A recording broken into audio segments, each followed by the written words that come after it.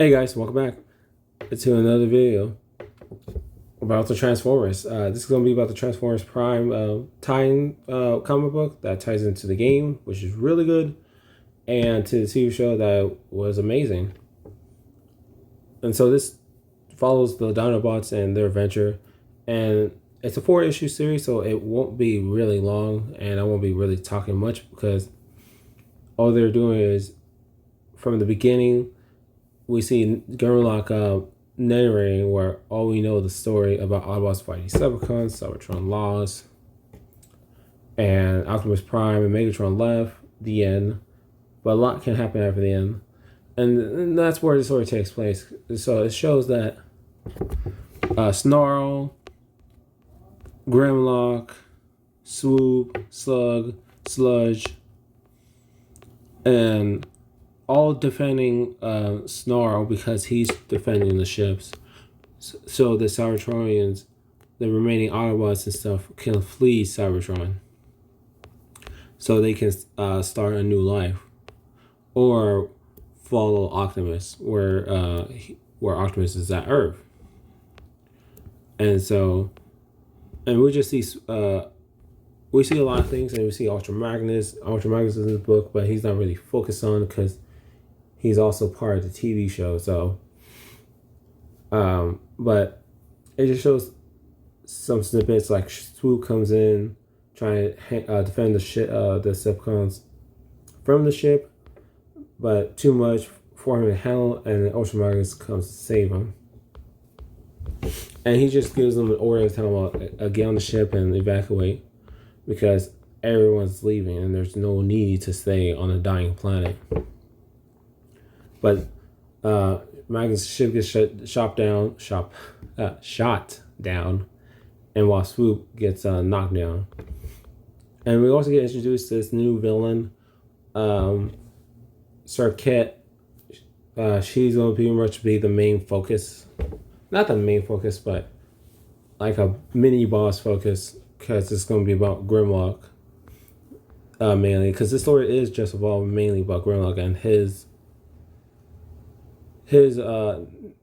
problems with with himself, and what you see in a bit, because right now Grimlock's just trying pretty much convincing the Dinobots to either go and leave him or stay with him to rescue Ultra Magnus and prove everyone else wrong about they're not pretty much freaks and animals, because this is what Grimlock said. He knew that they would follow them, where they were bonded together by what happened to us, a shared nightmare, which they don't talk about because like they got ripped apart, sewed back in together, and they wanted death. So it's like, how or why would we want to talk about that, and why would we leave somebody who shared the same pain as you to go through the same thing?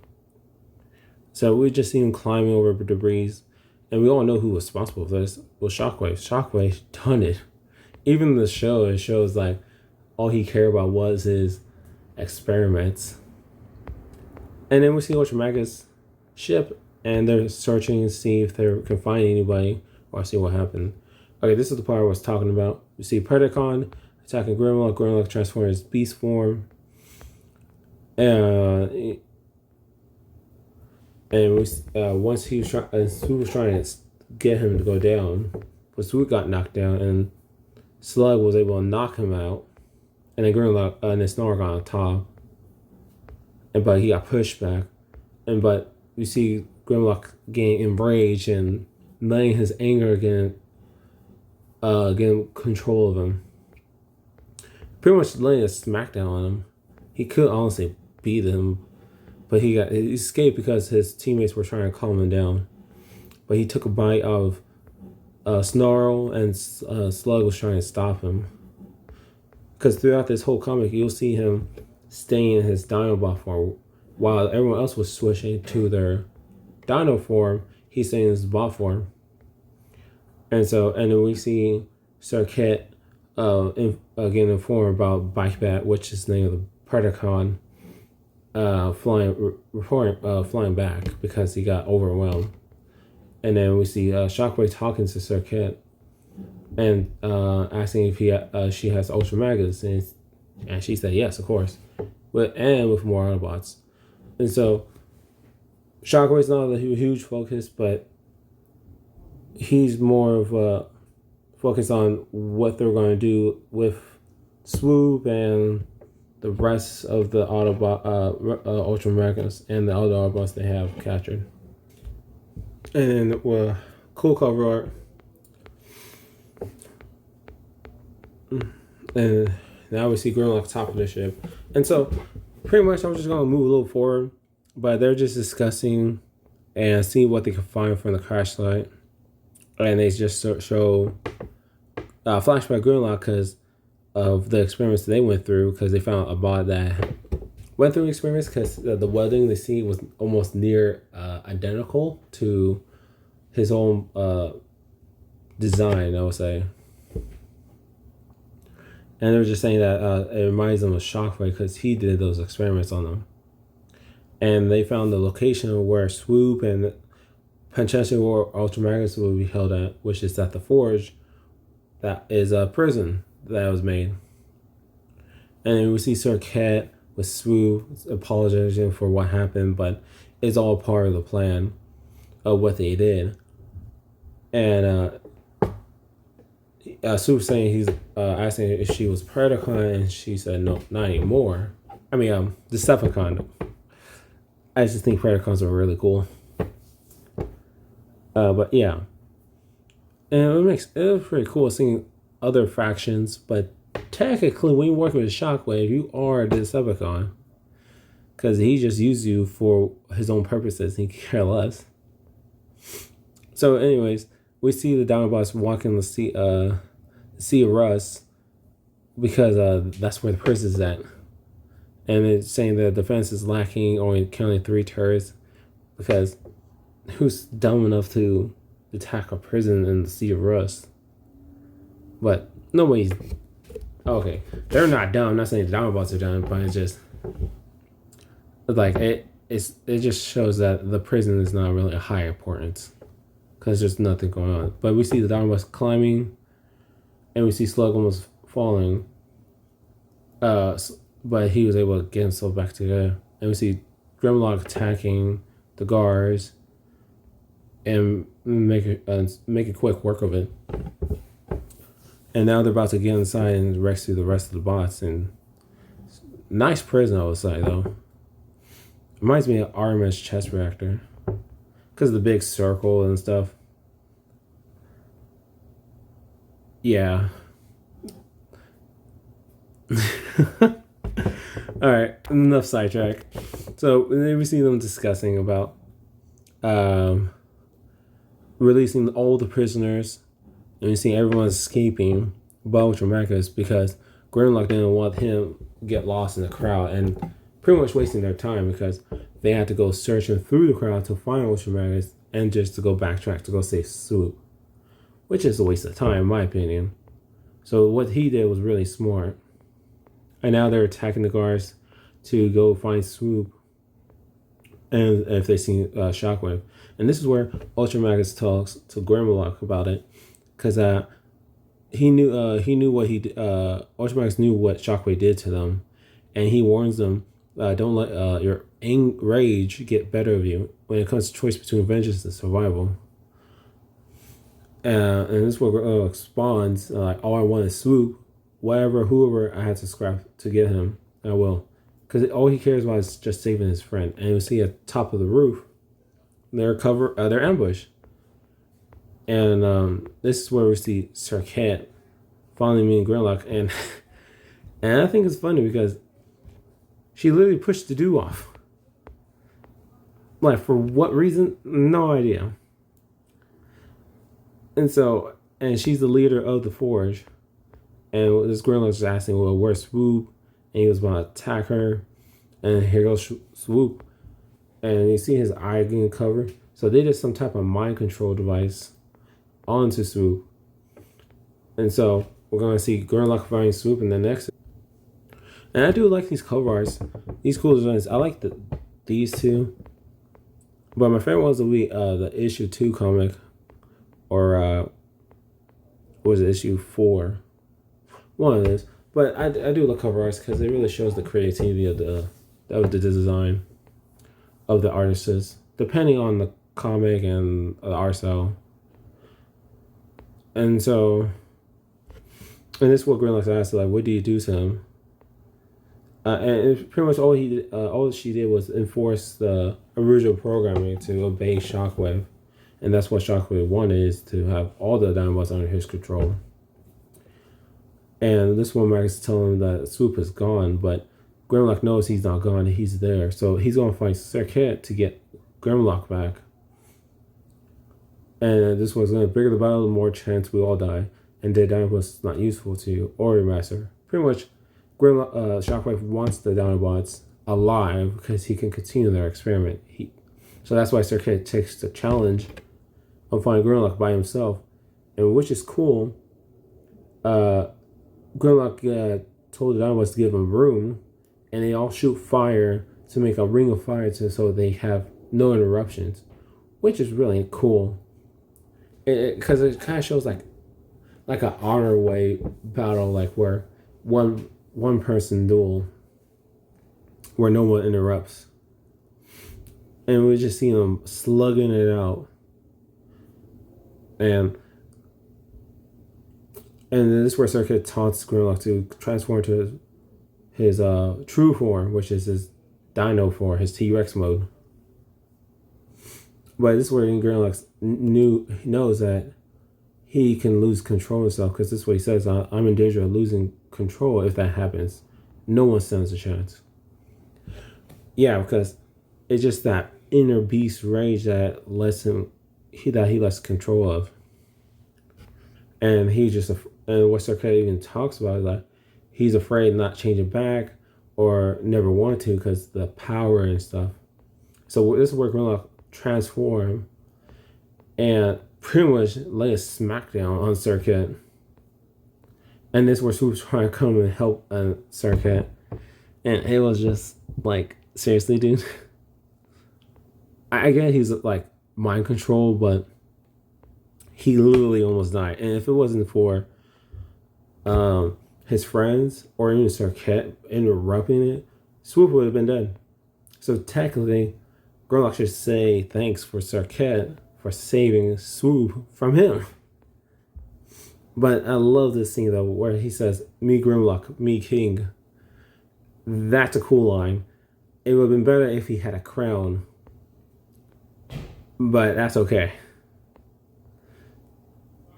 And this is where the other guy said, "The Forge keep their word. Circuit has fallen. You are free to go." Pretty much, I forgot to mention the rule, but since Grimlock won, they pretty much made a deal like if they lose, they go. If they win, they can leave free, and which they did. So they kept their word, which is really cool. And I would like to see more of that. But I had to read through a lot more of the Transformers lore and stuff to see if there's more stuff like that, like Autobots or even bots in general that do like honor bound word and stuff. But we'll see. Back to the story, where we see Grimlock and which Magus pretty much almost praising Grimlock for not losing control of himself, and we also see Swoop being okay because what they did to him was his Dino form and not his bot form. Because we see his visor still attached and just his Dino form that he lost an eye. Because they forced the original program. And now everyone's climbing down, and then we see Circuit attacking Grimlock in her beast form. And she said, "Oh, you bested me in your true form, Grimlock, now it's my turn." And it's like, dude, what kind of chances you got? You lost. You can stop. And so we see Swoop trying to help Grimlock and then tear her eye from her beast form and cause her to fall. And she was pretty much cursing the Autobots because she's suffering humiliating defeat. And this is where Grimlock says, "We're Dinobots," and did the final blow. And then here we are, Shockwave. And this is so funny.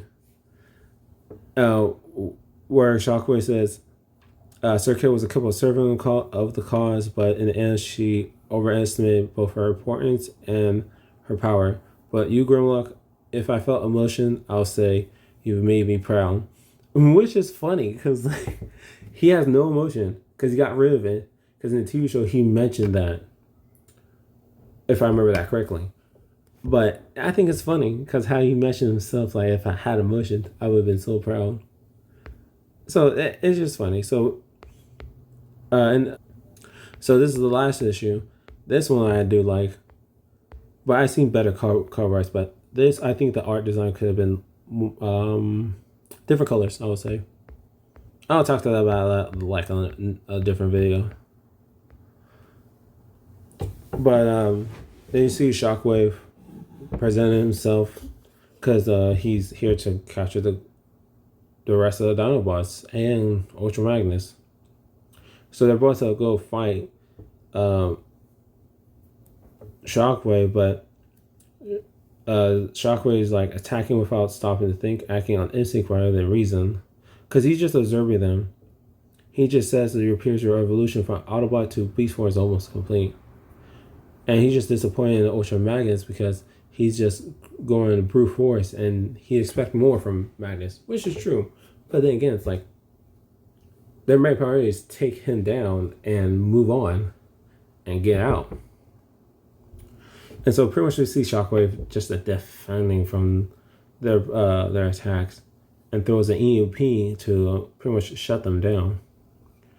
And then, of course, he doesn't get affected because this is what he says: what's the point of freezing my own circuits along with yours? Which is true. What kind of idiot will freeze themselves trying to capture their objectives? I know there's some cartoon characters and stuff that do that because it's just for laughs, but like in a serious story point, that's like a smart way. Because I think there's a story or something I read or watched, or it probably was a cartoon. Who knows? It's been a long time. But anyways, and we see Grimlock getting on the table of Shockwave and get pretty much to finish his transformation from Autobot to Dinobot. And this is where he says, when I begin the experiment, the hypothesis,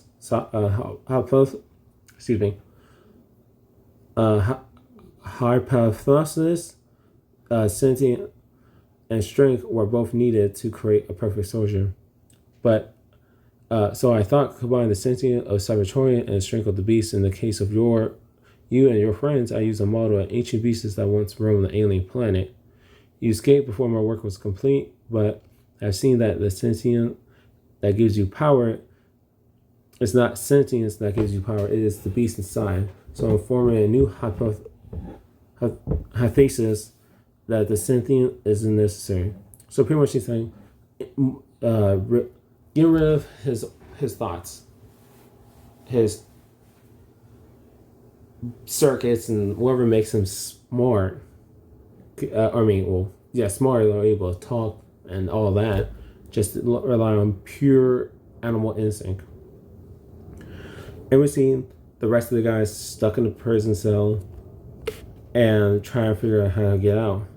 And Ultra Magnus is just worried about Grimlock because he's not with them, because he knows what Shockwave did to him, so he wants to save him as soon as possible.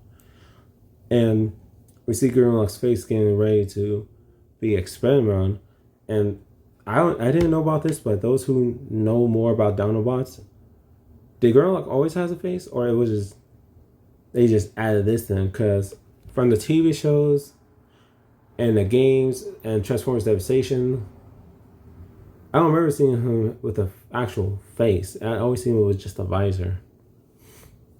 But yeah, let me know if he actually had a face besides this comic. But it's just weird seeing because Shockwave just asked him if he remembers anything of his own life.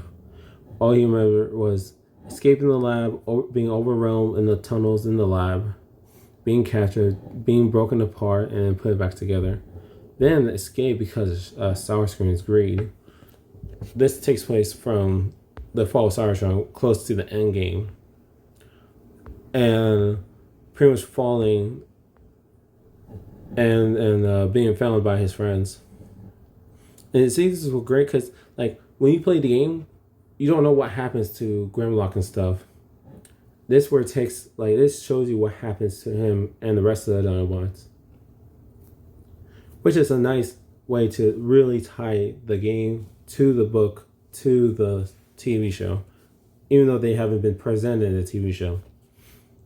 But we see Ultramagus arguing with Sludge that about the whole Dinobot issue is their business, and we see the guards stupid enough or not being wise in their thinking to open the lower the shields so they can break up the fight. I would have just let them fight. I'm safe in my shield.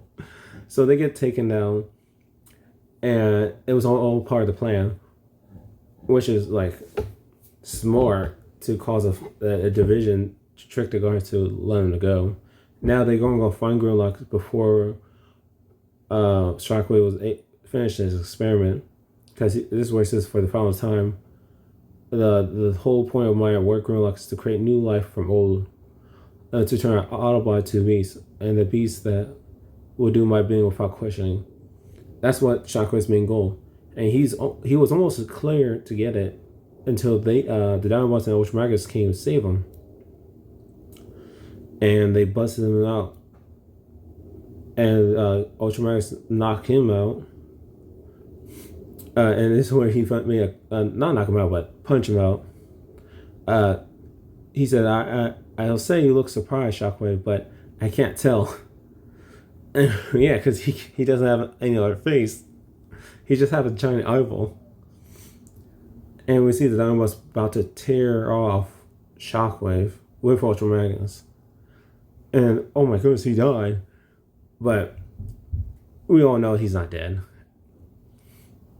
And they even thought they beat Shockwave. And this is where they rescue Grimlock. And Ultramagus gave him back his mask to help him to feel better. And we see Shockwave hologram because he was using a drone to do his bidding, and he was impressive about his experiments, and because he has many labs on Cybertron and many avatars that he used to carry out his work, since he can't be everywhere at once. And pretty much they Grimlock tell everyone, let's get out of here, because their job is done. They save Magnus, they save Swoop, and they save Grimlock. And they're ready to depart and head to Optimus and tell him everything that Grimlock's been doing. But they're not going to go because they're going to stay on Cybertron. And Grimlock, Magnus has told Grimlock that Cybertron's dying, there's nothing left for you. And this one Snore says dying but not dead. Because they want to say as many Autobots left and get them out of there and find any prison cells that they might be in there and save them. And Ultramagus has told him like Ultramagus owes their life to them because they saved his life. And when Grimlock says, you don't owe us anything, Magus, then he pretty much tells us farewell Autobots. And this is the last part where Grimlock repeats the catch from the beginning. We all know the story. Autobots fought Cybertron lost then, but a lot can happen after the end. And here goes what Super says, calling dibs on Sentinel's Prime's palace, which is funny. It's like, really? Calling dibs on that? But overall, I enjoyed the story. I liked it, but I would like to see more of it. It was just too short, like 4-issue series. I expected it was going to be more. Like they were going to add more to the TV show by bringing the Dinobots back. Because we didn't see them on in the movie, the Transformers Beast Hunter movie. All we saw was the Predacons, Unicron, Optimus, Bulkhead, Bumblebee, and the rest of the crew. Trying to stop Unicron from officially destroying Cybertron. And so I think the show got canceled because otherwise we would have shot them. seeing them helping to fight off Unicron and protecting Cybertron while Optimus gets back with the Allspark, and that would have been really cool seeing them animated in a Transformer Prime animation. Oh, that would have been awesome. But besides that, I enjoyed it. I say you guys give it a read, see if you guys like it, and if you don't, just let me know, and what you think it could have been better, or what they could have added more to it.